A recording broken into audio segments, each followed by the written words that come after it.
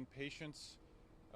We have 8 patients who are remaining in the hospital, 2 in our intensive care unit and 6 in other floors.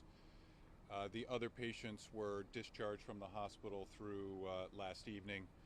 The injuries, again, as stated yesterday, range from pretty significant head injuries to many orthopedic injuries, including arms and legs, lots and lots of fractures, chest trauma, lots of pulmonary injuries. And so there's a long road to recovery for many of the patients who are in our facility. We did transfer 2 patients yesterday to higher level of care into Boston. I don't have an update on their condition, but otherwise the patients that we have now, most are doing okay, a couple in guarded condition, but at this point would expect them all to survive. With me is Dr. Millam, who's our chair of surgery, and Dr. Tollefson, who's our EMS medical director. Dr. Tollefson was on scene yesterday at the event, and Dr. Millam was with me at the hospital managing the patients as they arrived here. So happy to take any questions. Just how traumatic, how tough has this been on your staff when you care about your people as well as your patients? I'll start. I mean, I have to say our team is really proud of what was accomplished yesterday. We do train for this. This is something that we don't ever want to happen, but we prepare for. We drill mass casualty events with frequency. And so yesterday everybody went into the mode of preparing for and caring for patients as they arrive. I'll speak for the team, but our team did an absolutely amazing job yesterday. We were never unable to manage any patient who arrived. We had full teams available for every single patient who arrived. 17 of those patients arrived in 47 minutes. 5 of them were in extreme critical nature. The rest of them had various injuries. Very few of them were minor injuries. Most of them were quite significant. And Dr. Tollefson can talk about the scene, but it was a pretty, this was a very intense, tragic event. Yeah, sure. I'd like to say I'm extremely proud of all the responders on scene. As you reported previously, it was rather chaotic on scene on arrival, but very quickly became a very efficient triage, immediate treatment, stabilization, and transport operation. Very proud of the capabilities of South Shore Hospital, the ability to absorb all these patients seamlessly. And the crews on the scene, again, we're dealing with multiple different agencies all working together in concert. It was just very, very smooth.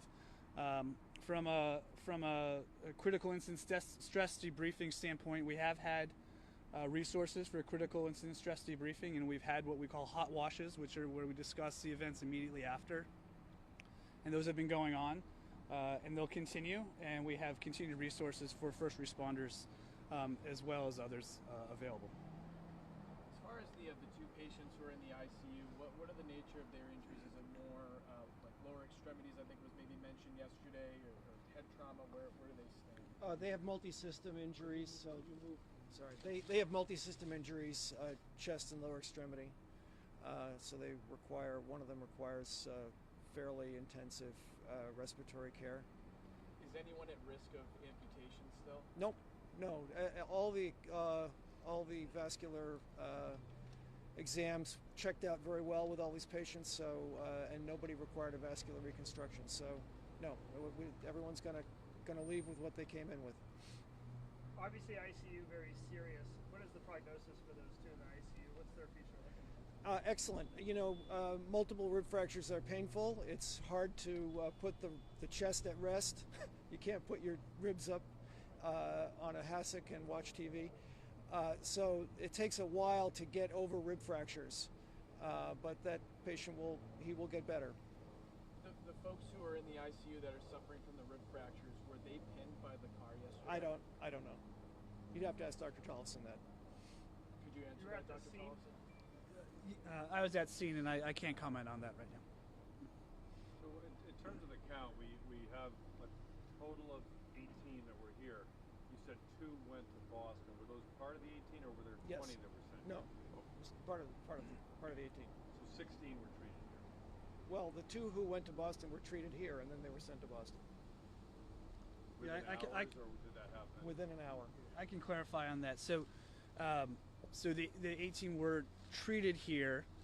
5 patients arrived, as Dr. Tracy said, with immediate life-threatening critical injuries and illnesses that were time-sensitive.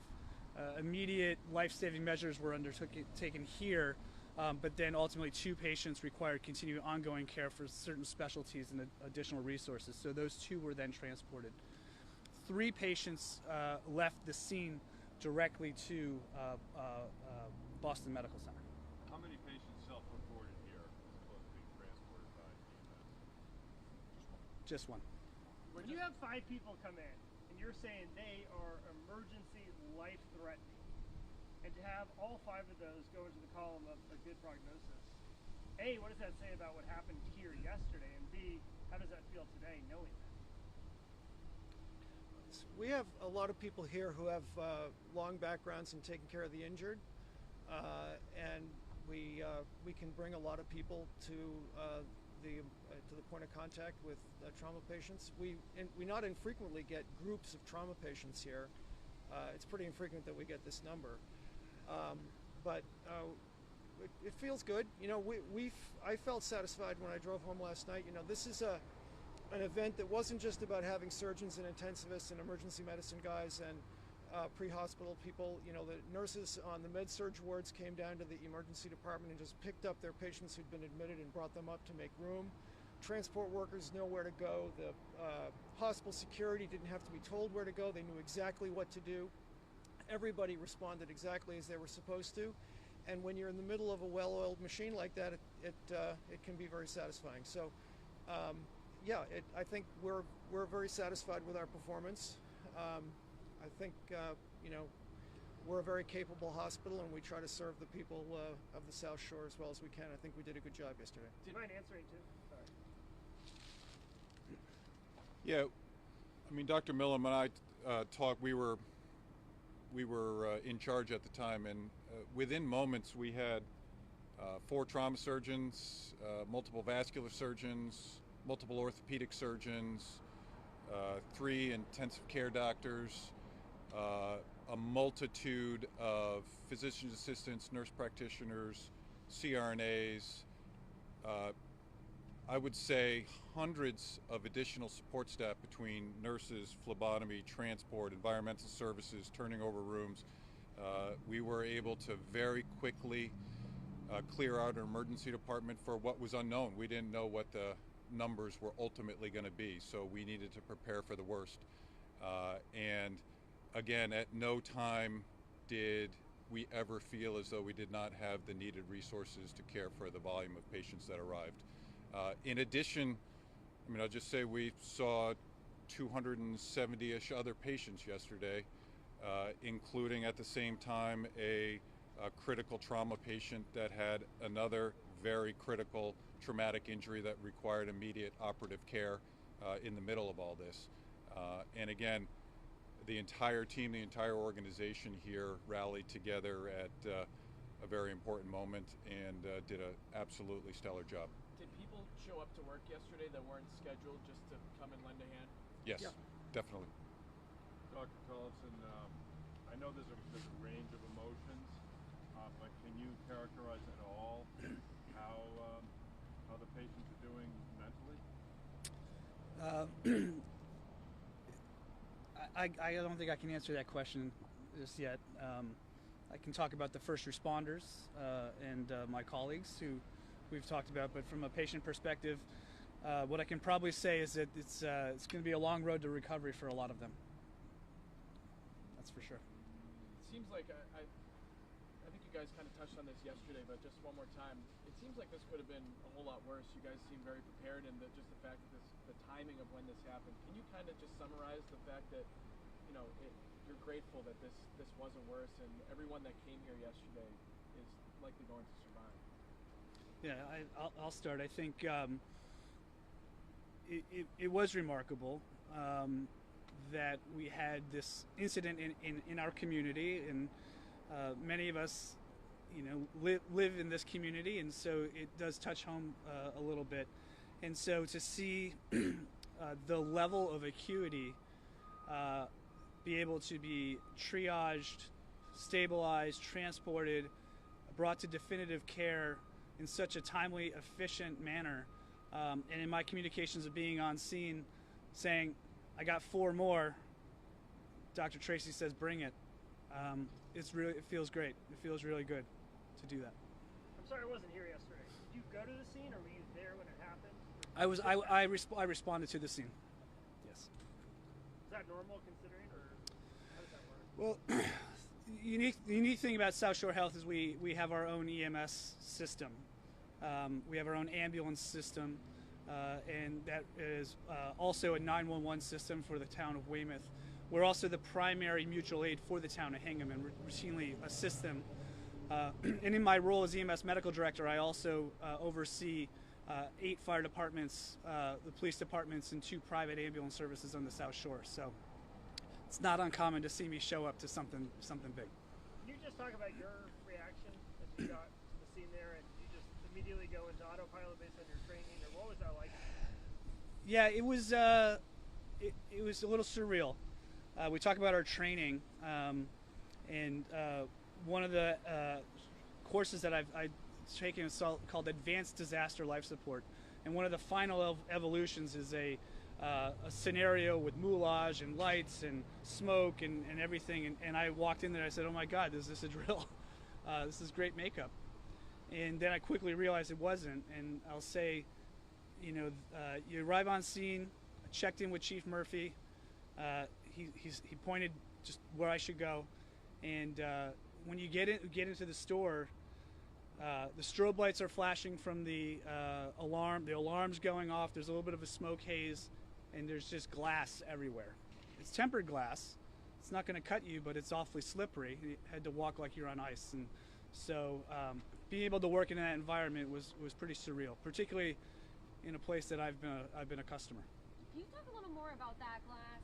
How easy is it to break it? And once it is broken, how sharp is it? I don't know how easy it is to break, but it's not sharp at all. It's tempered, so it's a safety glass. So we weren't getting cut by it, but it was definitely difficult to walk in that situation. Were there a total of 14 ambulances? Is that accurate? The district attorney had said 14 responded. I don't know how many you guys said. I don't have the specific numbers on the number of ambulances. A lot of ambulances. Yeah. We had a couple of crews that had come and then went back for additional patients. So I believe that may be where the numbers were probably a little higher. I believe in all we had sent 7 of our ambulances to the scene, 7 South Shore Hospital ambulances. So it's remarkable you never felt strained, like, oh, we can't handle this. I mean, No. It really, again, the team, and this is years and years and years of preparation. This is program development. This is a trauma program that's been in existence for many years. It's specialty services, including vascular and orthopedics and neurosurgery, that we've added to the hospital over the last number of decades, that, again, were all used yesterday and through to today. Thank you guys for your time. Really appreciate it. Thank you. Appreciate it. Just to make sure clarity, your name's really correct. No, I'm Will Tollefson. You want to spell that? Tollefsen, and I'm the Vice Chair of Emergency Medicine and the EMS Medical Director. Fred Millham, Millham. Chair of Surgery, and Jason Tracy, Chair of Emergency Medicine, JASONTRACY. Good work. Thank you very much. Thank you. I misspelled your name yesterday. I got it